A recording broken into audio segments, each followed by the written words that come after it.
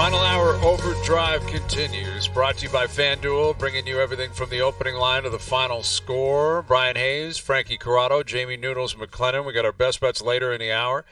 We got Bobby Marks coming up later in the hour as well on Scotty Barnes. Probably week to week. They'll reevaluate in a week. Ankle sprain, so Scotty goes out again.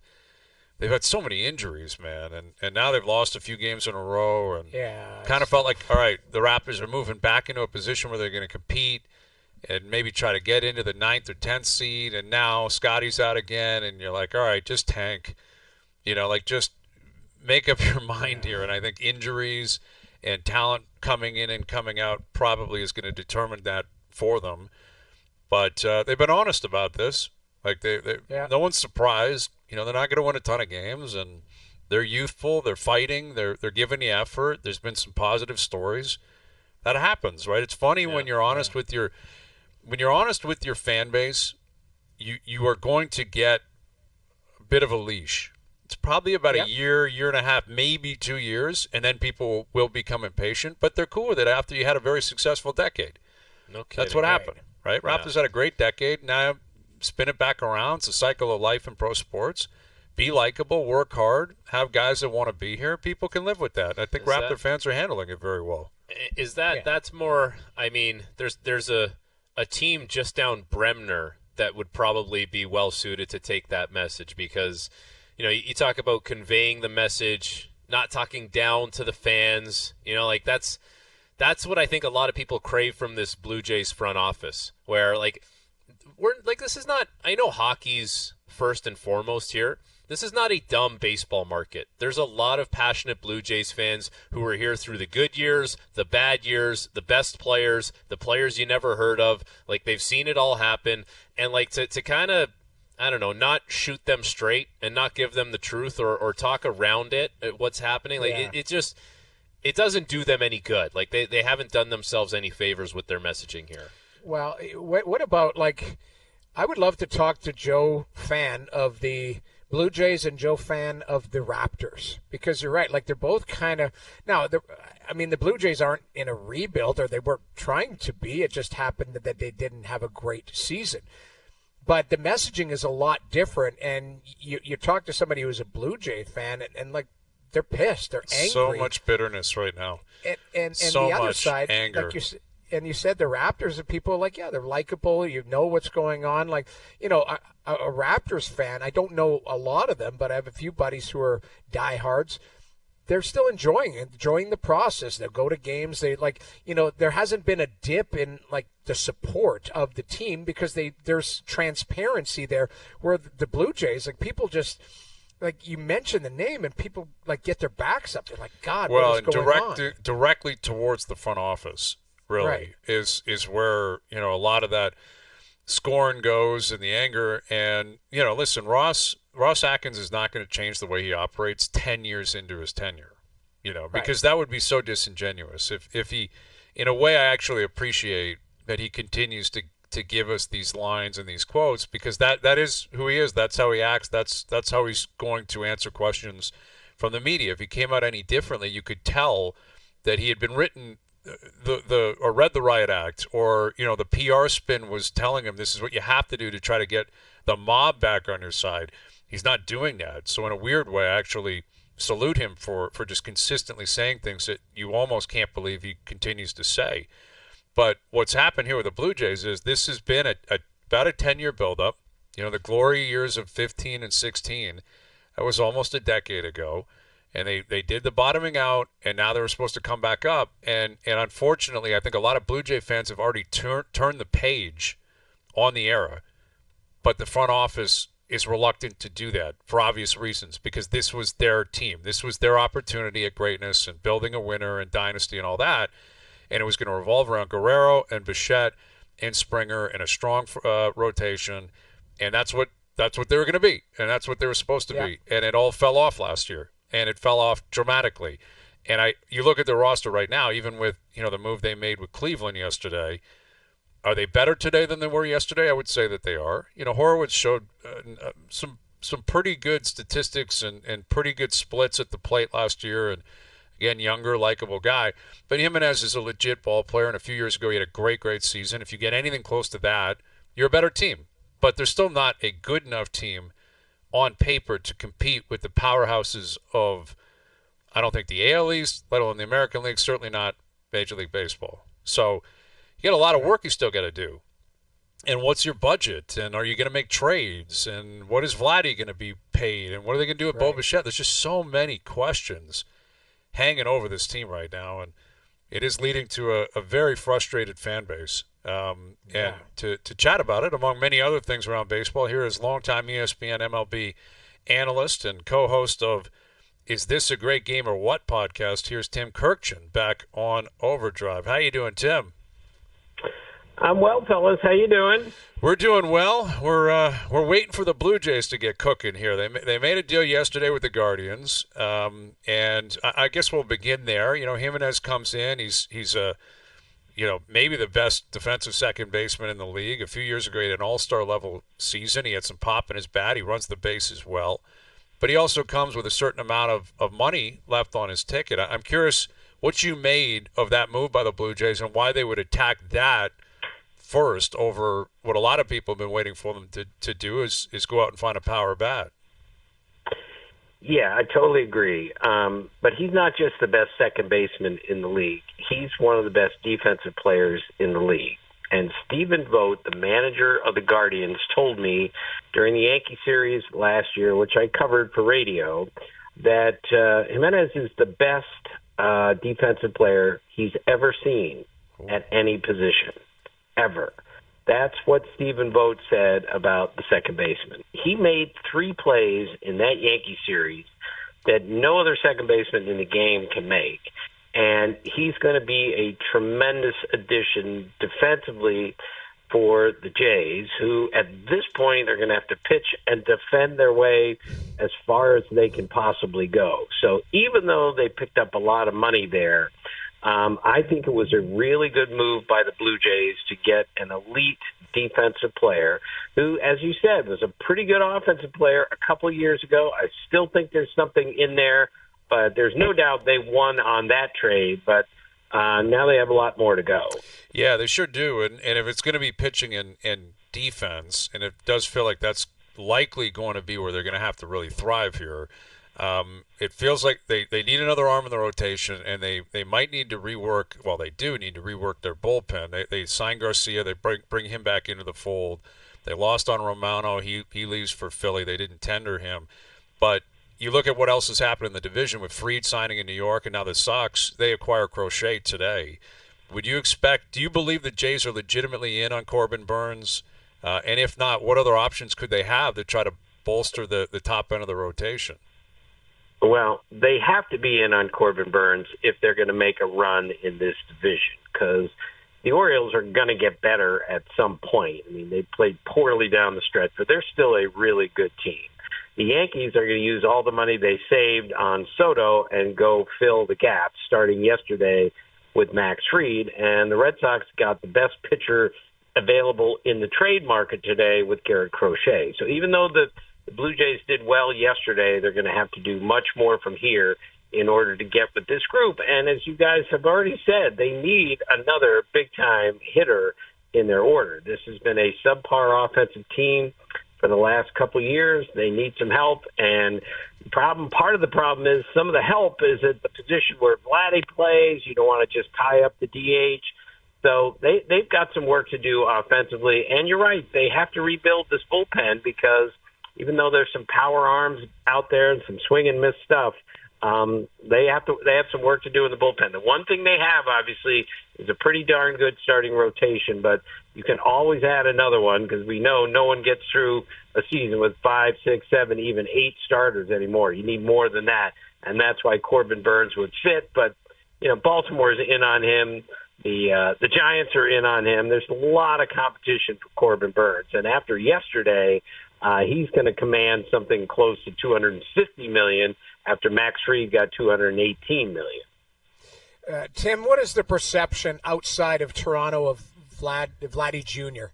as far as what he could potentially get paid? If he chooses to stay or move on, go to free agency. I mean, we we think the world of him here in Toronto, but from the outside market, you see what Soto got. I mean, what could this guy's next contract look like?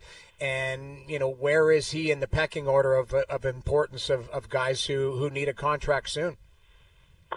Yeah, he had a great year last year. Not a good year, a great year. And he's reestablished himself as one of the best hitters in baseball. And he's going to be 26 years old next year. So there's a lot of Soto in there. He's not Soto, but he's had two spectacular seasons.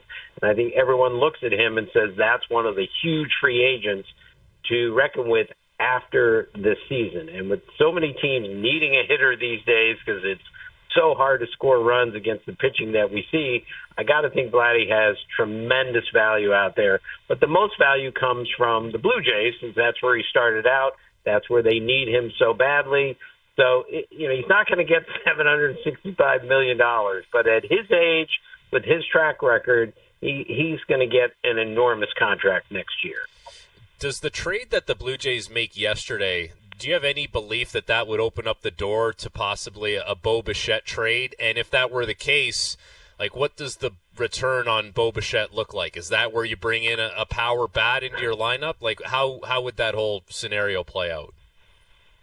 Well, I don't know if the two are connected. I think, having that double play combination for a full season would be really fun to watch. And, if the Blue Jays are going to get back in this thing and become a good offensive team again, they're going to need Bichette and another bat to add to this lineup. So I'm not sure it makes sense to trade a guy who can get 200 hits and win a batting title to go get another hitter when you need both hitters. So I think they should hang on to Vladdy and Bichette, try to make the team better, and see what happens after the season. Now, it's risky because free agency is impending, but I wouldn't trade him. I'd hang on to him and hope that he plays really, really well again, and then go find another hitter somewhere else without trading Bichette. With Tim Kurkjian of ESPN, yeah, the story of Bo Bichette's a fascinating one, Tim, as I'm sure you're aware of. I mean, when he came on the scene, it was Vladdy and Bo. They were basically a package deal, and Vladdy was the number one prospect in baseball. But the way Bichette hit the ground running, and just the last couple of years, last year was just a miserable season for him. Partially injury-related for sure, but when he was playing, the production completely fell off. Tons of strikeouts. He never looked comfortable, didn't hit for power. I think he had 4 home runs last year.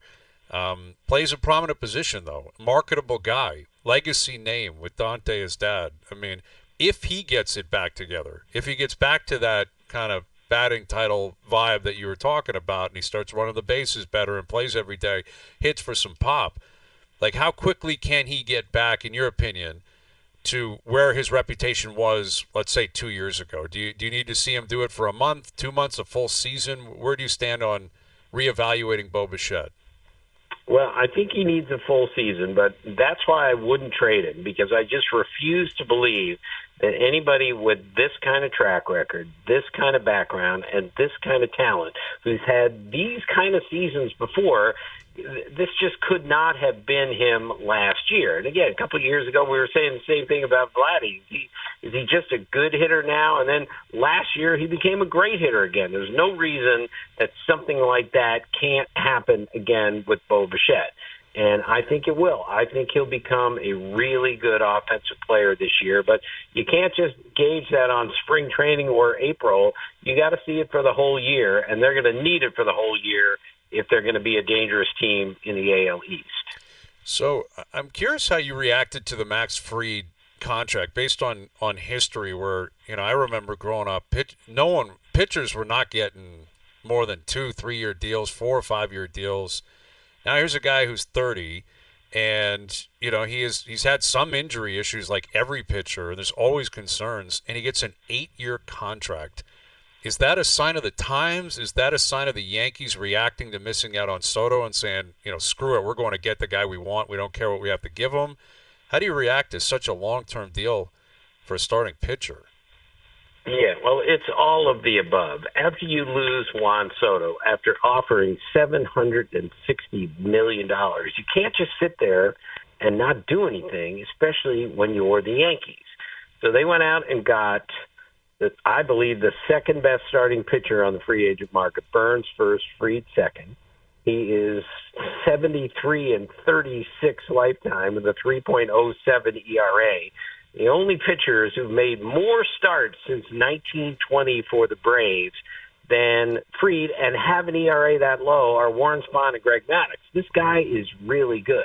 Is it an overpay? Of course it is. Almost everything is an overpay. And the lesson that we've learned, especially this offseason, is what an amazing starting pitchers market it has been. You look at Luis Severino, got 3 for 67 from the A's. You look at Nate Eovaldi, who was a world champion 2 years ago and a really good pitcher, but 25-year for 3 years. And look what Blake Snell got. And now look what Max Fried gets. That's the most that any left-handed pitcher has ever gotten in the history of free agency. And again, it was part because the Yankees look at things and say, all right, we just lost the best hitter in the league. We're going to have to win now with pitching and defense. And I really liked what they did, but you'd have to check back in about 5 years and see where how that contract looks then. Do you think Steve Cohen is just like, has he got it out of his system? And what I mean by that is, like, if there's someone he wants, he's going to dig deeper into his pockets and he's going to throw more money than anyone, and he's probably going to get that player. Like, is he done now that he's got Soto, or do you think he's just going to continue doing that with whoever comes up? I don't think he's done, and I don't think it will be out of his system until the Mets win the World Series for the first time since 1986. He's a Mets fan. When he came in, he said, we're going toe-to-toe with the Yankees. We're going to take them on, and we're going to take everyone on. And the Soto deal is a perfect example of what he's talking about. So I wouldn't be shocked if they went and re-signed Pete Alonso, who has more homers since his debut in 2019 than anyone except for Aaron Judge. And they're in on all sorts of pitching, including Corbin Burnes. So I don't think the Mets by any means are done, because Steve Cohen's just not built to say, all right, we did the one thing, now we're done, that's it. We'll figure it out from here. No, they're going to go do some more things, because Steve Cohen's not going to rest until the Mets win the World Series. Who do you think has more pressure on them to win a World Series in New York? Aaron Judge with the Yankees or Juan Soto with the Mets? Well, that's a really good question. I think given the contract that Soto just got, it now might be even more so on him. And, he's won a World Series. He's been to 2 World Series, so maybe that takes some of the pressure off. Judge has not only not won a World Series, but he hasn't been a particularly good postseason player. So it's equal pressure. But when you give a guy $765 million, I think the pressure just adds from there. So it's enormous on both. They'll hear it every single day. But I would say there's slightly more on Soto at this point, given a historic contract. Great catching up with you, Tim. We always appreciate you doing this. Thank you. Okay, fellas. See you. Tim Kurkjian of ESPN. I don't know, because the Yankees are still the Yankees. Yeah. Judge is the captain of that team. And it should be Soto, $765 million. You get the largest contract in history. That should come with an understanding that you have the most pressure on you to perform and to give back for that contract. And the ultimate way to do that is to win. But it's the Yankees they're always going to be bigger than the Mets. Like, I credit Met fans because they're puffing their chest out, and they should. Like, this is such a huge monumental moment. I'm not from New York, but I have an understanding of what it's like to I think, be a Met fan, to be an Islanders fan, to be a White Sox fan in Chicago, to be an Angels fan in LA. You're always going to be, under the umbrella of you're number 2, exactly. You're always going to be, and the Mets still are, but they stole him from the Yankees.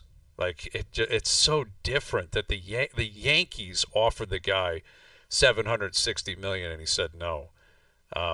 They couldn't get the suite, right? Couldn't get the suite at Yankee Stadium. So there you go. There's your deal breaker. Couldn't get the suite. Security apparently. guard. Yeah, Judge and Jeter had to pay for their suites for their families. So No dice on Soto, and then security guards are kicking his parents and his chef out and his driver out. Just wasn't going to work for Juan it is like in the Bronx. The Mets feel like they have a little bit of the, you're going through the second fiddle teams, if you want to call it that. I'm not going to say the New York Jets, because they're not the Jets. The Jets are a complete disaster. But there's almost a little bit of that with the Mets, where it's like they have spent a gazillion dollars before. They've brought in all the big names before, and what did it get you? Like, it gets you a dud. And the Yankees just always have that shine. Like, that Yankees glisten and shine that, like, this is the Yankees, and we do things different, and we have the high expectations. Not that the Mets don't, but it's almost like just optically it feels different between those two franchises. It does set up for a sickening result if you're a Met fan, that Soto shows up, doesn't play great, or has injury problems or something, and the Yankees beat you. You know what I mean? Or the Yankees win a World Series in the next 2 or 3 years. And then Yankee fans are just going to be so loud, so obnoxious. And I guarantee you every Met fan in the back of their mind, they're thinking, this might blow up. Like, this may just not work. But at the same time, it's better to be in this position than the opposite one. Yeah, I got to be honest, though, Tim, in him talking about the Blue Jays, it actually kind of concerned me, because you're kind of dancing around and you're like, oh, what about this move? What about and Baltimore is going to be like, he basically said, like, they got no chance against the teams that are above them or in which is concerning. Like, I want to hear the optimism. It wasn't that long ago. It was 2 years ago. They were like, yeah, that team's going to win the division. That team's got this. Like, Manoah's going to be this, and all of a sudden it's like, man, oh man, like, Manoah gets forgotten in all this, man. Like, we're talking again about Max Fried and Crochet coming in, and all, like, that was supposed to be Manoah. Like, Manoah, if Manoah's healthy and performing at the level that he did, the previous couple of years prior to him just completely imploding. If you've got him into Gausman, into Bichette, into Barrios, and now Bowden Francis has found money. Like, if that's your rotation, who cares what anyone else is doing? And you'd still be you're not paying him anything. He was under team control for a number of years. So you could allocate that money instead of going for a Corbin Burnes. And if it's true that he's going to get $250 million, I just find that impossible to believe the Jays are going to give that to him. Their names are linked to Burnes. That would be, a pretty fascinating signing if they did it. If you bring in Burnes, and then again you got Gausman and you've got Barrios under control. Bassett's up after this year. We'll see what happens. But all of a sudden, yes, you have a very formidable rotation, maybe the best in the American League, if you were to bring in Burnes, at least on paper. But if he's asking for $250 million, I can't imagine they'd pay him that. Like, I just find that impossible to believe you'd give Burnes that and scoff at giving Vladdy whatever. I don't see it. I don't see them doing it. I will say this, Hayes. Like, I have a lot of time and respect for the management group, trying to pursue the big dog. Go out there and try and get him. Like, you obviously have an owner that's motivated and is letting you, go into the piggy bank. That's all good. But don't you think there's part of this is like they would be better served trying to, outsmart everyone and realize, listen, we're not going to get Soto because we're competing with the Yankees and Mets. So why don't we just put our time and energy into filling these other holes and maybe just spending a little bit more in these other places, and we'll get ahead that way instead of putting all our time in the big dog. Like, hey, optically, looks like you're in there. You're willing to spend money. I'm sure there's part of the fan base that appreciates that, but I'm sure there would be a part of the fan base that would say, man, these guys are smart. Like, they're playing chess when everyone's playing checkers. Right. Look at everyone else over there talking to them. We're over here working on different deals and trying to bring people in and get in front of the game. I think the other reality is, and I think this is what Tim Kurkjian was just hammering, is that you have a front office here that is so desperate for this season to work that they may let Vladdy and Bo play out their contracts, pray they have great years to save themselves, even if Bo and Vladdy then leave and use the Blue Jays on a platform here and say, we're out of here, we're signing somewhere else. That might keep their jobs. If they find a way to win 90 games and make the playoffs, they're going to come back. They're going to keep Shapiro and Atkins. That's what's going to happen. Yeah. It seems pretty clear cut. I think Mark's more complicated as president. I don't know what's going to happen with him. He may stay regardless. Ross is clearly in a very difficult position. Ross Atkins has got to put a winning product on the field. So why would he concern himself with 2026? When is he worried about what's going to happen with Bo Bichette and Vladdy in the future? He needs them right now. And again, that may lead to a better team in 25, but it may be a crippling decision by 26 and onward if these guys leave and you have nothing left and you're not going to sign them and you don't trade them before you get to that point. These are the complicating factors that they've got to figure out. But they put themselves in that situation. Don't kid yourself. They did. Right. And again, this is where Shapiro's the president, needs to lay out a 3-year plan, 5-year plan, 10-year plan. And it seems like right now it's simply about a 1-year plan. All right, Bobby Marks coming up. We'll get back into a couple of games in the NHL tonight. Start looking ahead to Week 15 in the NFL tomorrow. Wow, where's it gone? Flying, man. Niners-Rams tomorrow night in San Fran. What a ball game that's going to be. Hazenbrough on the clock. Doogie's already sent out the games on Sunday, and it's an absolute Rick Barry layup for Owen Wilson at the 1 o'clock spot. It's disgusting what's happening here with Doogie. And Luke's obviously turned him. Luke said he'd give him like a signed Super Bowl helmet or whatever. I saw it on the text chain. I wasn't supposed to be on it. Greasy behavior, but it's all good.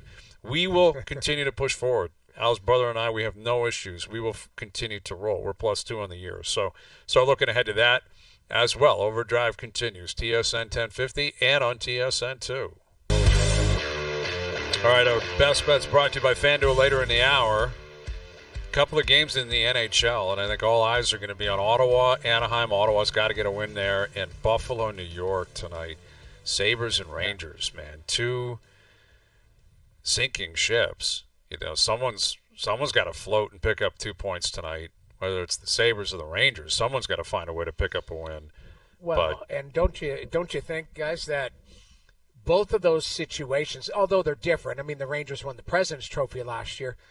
Like, regardless if the Rangers win tonight, like, they're trying to win a cup. They're not just trying to, hey, like, let's just coast their way.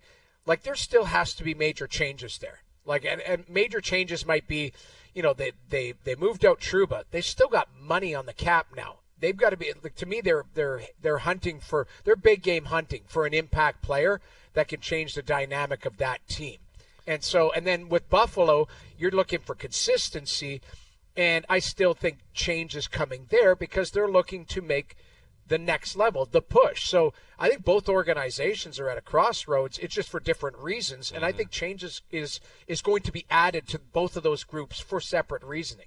The thing with Buffalo is that they had money to spend in the offseason, and they kind of just went with like the non-name brand kind of guys, like the, you know, just speedy guys that don't cost a lot of money. And the fan base didn't like that because you bought out Jeff Skinner, so you got some of that money off the books, and it was really underwhelming. And now it's underwhelming how they're playing this year. And like the Rangers, I don't know how you guys feel, but they are very noisy, and I feel like there's a lot of teams like the Senators probably wouldn't appreciate how noisy the Rangers are doing their business because Brady Tkachuk's name gets dragged into it. But like everything about the Rangers is noisy. There's nothing neat and tidy about their game. There's nothing neat and tidy about how the front office is operating. Like, it's just, there's so much happening around there. I don't know how much business they get done quietly or how much business they're going to get done. It's loud. It's arrogant. That's New York. It's an Original Six team. You know, they're rich.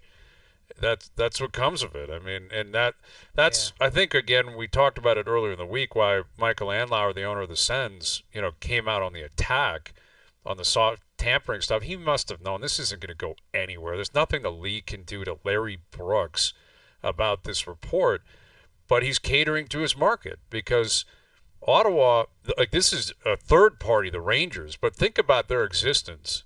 They have the Leafs to the left and the Habs to the right. That's their world.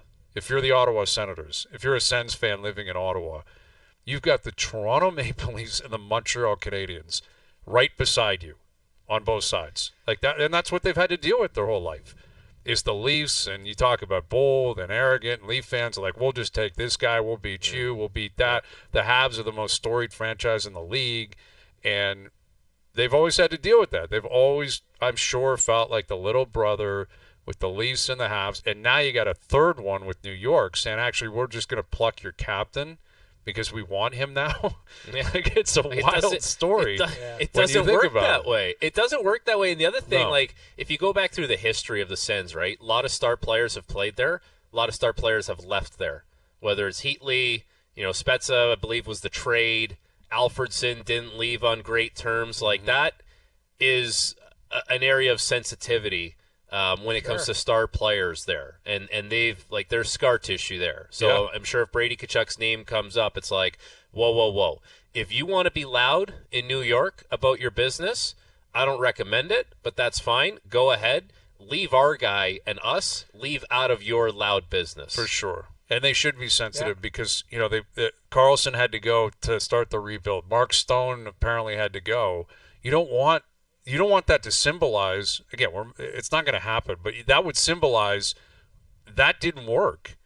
Like those were legends in that market, Carlson in particular, and Stone was a really good send. And look what Stone did. Like, Stone goes to Vegas and captains a cup, and you don't want that to be Brady Tkachuk, the next time around. And we'll see. I mean, again, Ottawa's got to take care of their own business. They got to win tonight. That's where you were. I just was going to double down on what you said a couple days ago. If you are placing yourself in a situation where you are, competing for a playoff spot or right there or in the playoffs, then maybe it's not as noisy. Because people are like, well, why, now it's noisy on weird things, McDavid. McDavid, when he's here, when McDavid's there, like, that's wishful thinking, as opposed to if you're a playoff team, if Ottawa's entrenched in the third spot in the Atlantic or something, it just doesn't come up because it doesn't make sense. What I think it got tied to is conjecture is like Trouba's $8 million came off the books and like, okay, who's an $8 million player on a team that's not in the playoffs? Oh, Brady Tkachuk makes $8 million and his brother left Calgary, left a Canadian. Like, you can just, even if you're making stuff up and throwing spaghetti against the wall, I'm coming back to your point, Brian. You can get there just even trying to draw the lines. Even if it's completely and 100% false, which I believe it is, it's just don't place yourself in that situation. So it comes back to the Senators control their own fate. They have to do that. And then you don't have people trying to pick at a carcass. What you're picking at right now, I'd be all over Nashville. I'd be looking at Nashville. I'd be looking at teams that, like I say, are in this uphill battle that, it doesn't look good when you're last place in the National Hockey League 28 games in. So that's an take care of interesting your own one. business. There's an interesting. He makes $8 million. He was a former captain. I don't know if New York is thinking that's our guy, but that would be money in, money out. Right. And getting back to the Sabres and them not spending money, maybe Terry Pegula can ask Vince Carter and Tracy McGrady and Jozy Altidore for some cash.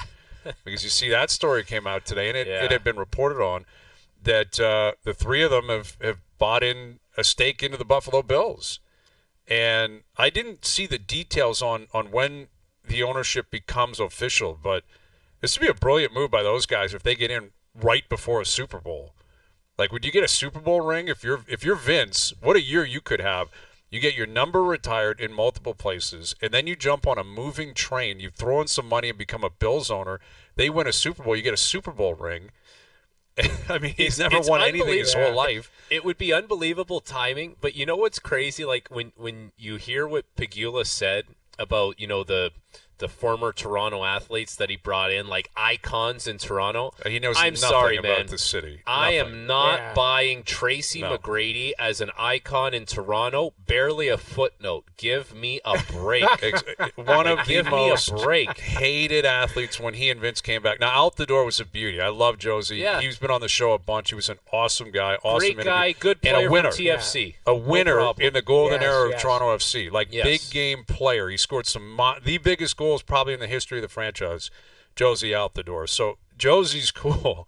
Yes. Vince, we've been down this road. We talked about it. We all have our own opinion on it. I know. But the idea of Vince and T-Mac, you're right, being the guys that are going to somehow bring in the Toronto market to Western New York. Terry Pegula has no idea what he's talking about, nor would I expect him to. But if anything, this would hurt the Bills here. And he made the comment today, Toronto's our market. And listen, there's a lot of Bills fans up here. I hate hearing comments like that, though.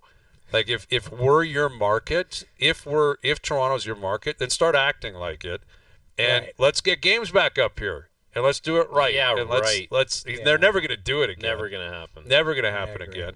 And Toronto's got to own some of that too. It didn't go well. The tickets were overly priced. The Dome wasn't a great place. The team was bad at that point. The matchups weren't great. But the Bills, I would say they're probably the most popular team in Toronto and Southern Ontario. I think that's certainly the case. But there's a lot of football fans that are fans of all the popular teams. Dude, there's all a lot represented of here. Steelers fans here. Like, there's a lot of Dolphins fans because Cowboys, people are snowbirds. Oh, Packers, my God. tons. I probably know more Cowboys fans here than I do Bills fans. I might. I'm not even joking. I think you're right. Yeah, you might.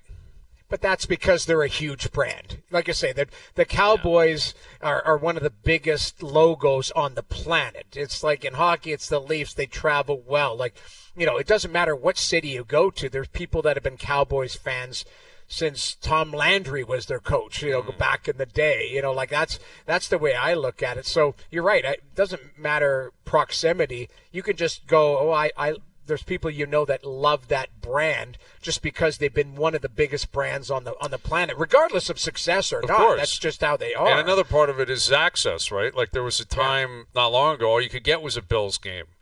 All you could get was like the Browns. The Browns have had a stranglehold over this market for a while because that was the team you could see on TV for whatever reason. Now you don't have to just watch the Bills, and as a result, the NFL has exploded here in Toronto. But I know why he says that. I do believe that they make a lot of money from north of the border. I think a lot of their season ticket holders. I think a lot of their ticket holders in terms of gates, in terms of individual games, in terms of jersey sales. The Bills, of course, they would covet a market like this, but they do not own it. This is not a Bills city, and it's not even close. They have a percentage. But it's nowhere close to what I think Pegula would like it to be. I'm sure Pegula would love exclusivity. But so if they're not playing games, though, like if they're not coming up here to play games, what are you doing? Are you just open up a pop-up shop on Queen Street and selling merch? Like that's a good question. I mean, I think the NFL would do that, right? NFL Canada would do that, the NFL shop. But again, it wouldn't just be exclusively Bills.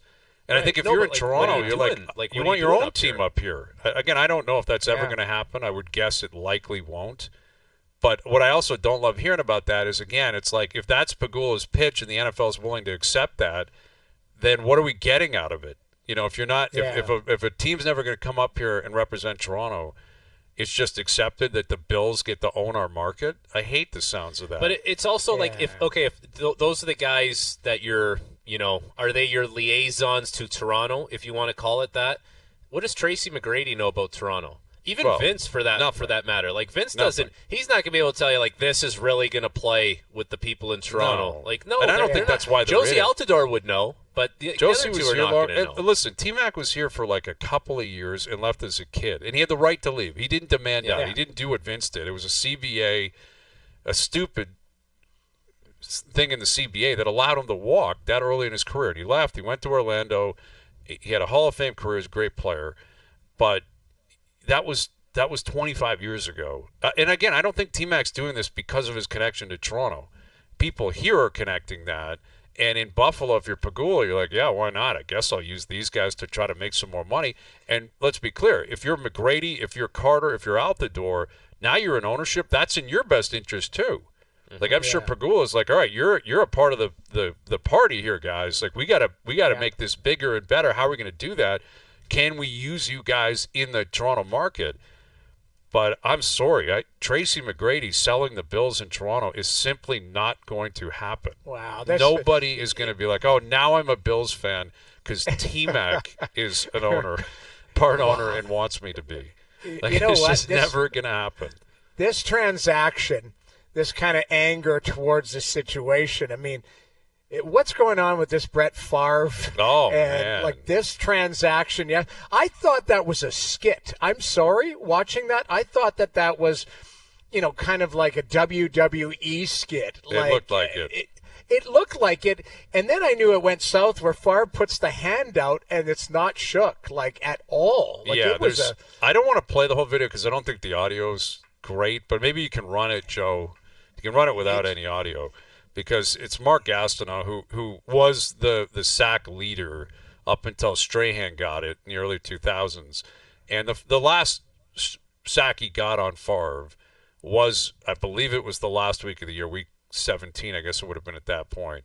And Favre takes a dive. Like Strahan basically just taps him, almost makes sure that he gets him. And there's he's so angry. He's so angry. I was I thought it was a skit. It looked very awkward, and they're doing some documentary on it. And again, Gastineau is a guy that, for obvious reasons, I mean, that was his record, and Strahan took it, and he blames Favre for it, which is wild because, again, Strahan did a lot throughout the season to get to that point, but incredibly awkward. And Favre is exactly, he's thinking he's joking around, then he realizes this guy's actually serious. What the hell's the matter with this guy? I know.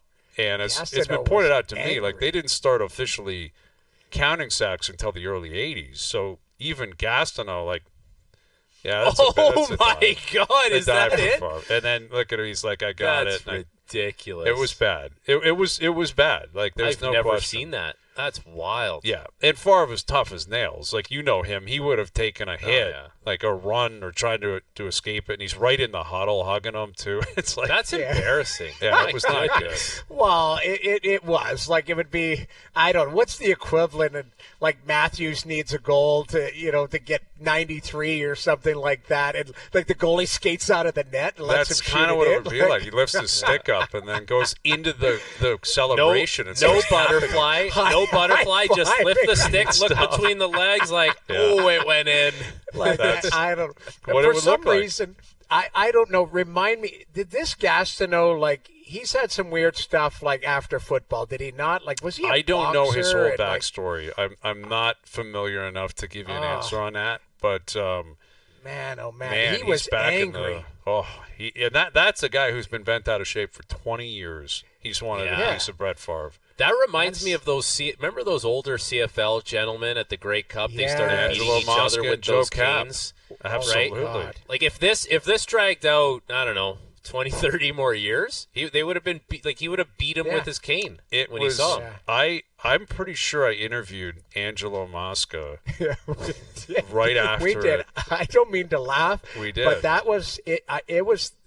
It was tough because that was at a TSN event, wasn't it? That was Grey Cup week. It was, I believe, the 100th Grey Cup, and bringing back these two hated each other from their time in the CFL, and they obviously, it was Gastineau and Favre. The only thing is they both were in on it. Favre was not in on this with Gastineau. He didn't realize that he was that bent out of shape, and I can't remember who was doing the interview. It might have been Dutch. Someone was up on stage, Dutch or Naylor or somebody, Naylor or Brian Williams or something. It was someone, and then Kapp Mosca comes up, and I think he was the one that did the flowers in the face. Yes, and Kapp came over the top with the cane and just.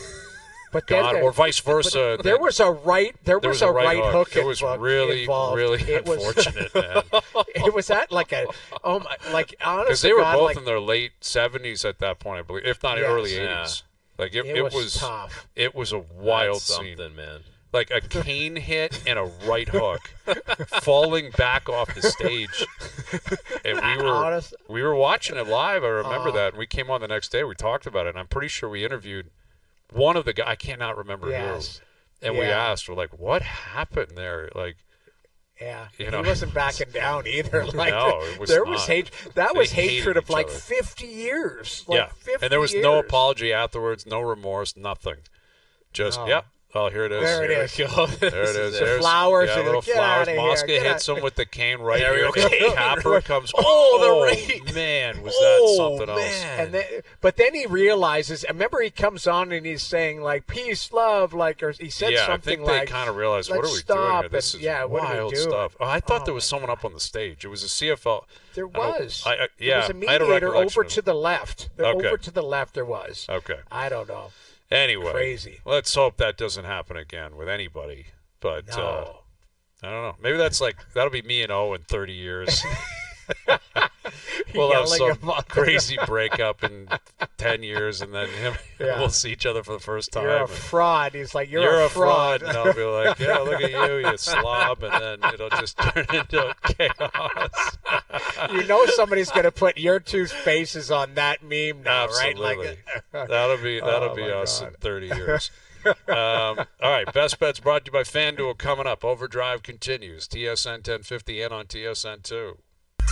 All right, today's Best Bets are powered by FanDuel. Make your picks and assemble a same-game parlay in seconds on the FanDuel Sportsbook app. I got a Sens parlay tonight. Sens money line, Brady Tkachuk anytime goal scorer. I think the captain scores tonight. I think he knows what's been going on. I think that building's going to be jacked for him tonight. I think Tkachuk gets on the board. I think Ottawa wins tonight. That parlay paying plus 175. Today's Best Bets are powered by FanDuel. Live same-game parlays are now available for every NHL game on the FanDuel Sportsbook app. Please play responsibly, 18+, physically located in Ontario.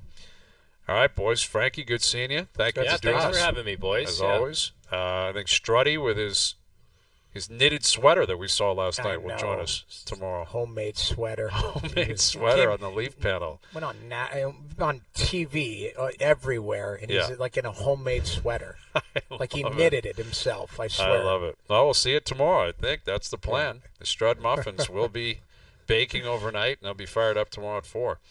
Thanks to everyone behind the scenes for helping out. We appreciate it. Everyone for tuning in today. TV, radio, podcast, web. We appreciate that. We're out of here. Enjoy your evenings. Enjoy the games tonight. We're back tomorrow at 4 p.m.